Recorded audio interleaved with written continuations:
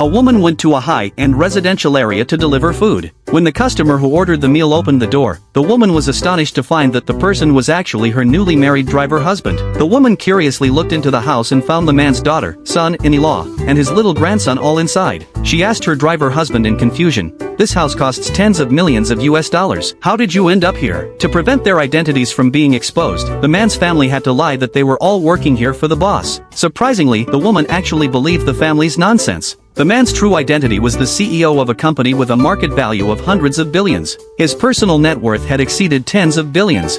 His lovely grandson, seeing that his grandpa had been a bachelor for so many years, decided to personally interview and select a wife for his grandpa. However, the cute little grandson didn't take a fancy to any of the people who came to the interview. In order to let his grandpa have a wife as soon as possible, the little grandson worried a lot. One day, he could only sneak out to look for someone himself, and he actually found one.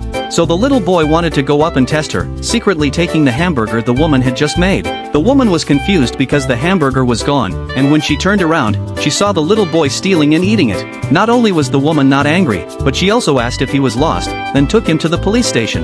Through this contact between the little boy and the woman, he determined that this woman was his future grandmother. The next day, the little boy called the woman, wanting her to meet his grandpa. The grandpa told his grandson, "I don't need a wife now," but the grandson told his grandpa, "The gift I want most for my birthday is to have a grandma," and threatened to skip his birthday as an excuse. The daughter and son-in-law beside him also persuaded him to say goodbye to being single. Under the persuasion of the whole family, the CEO had no choice but to agree.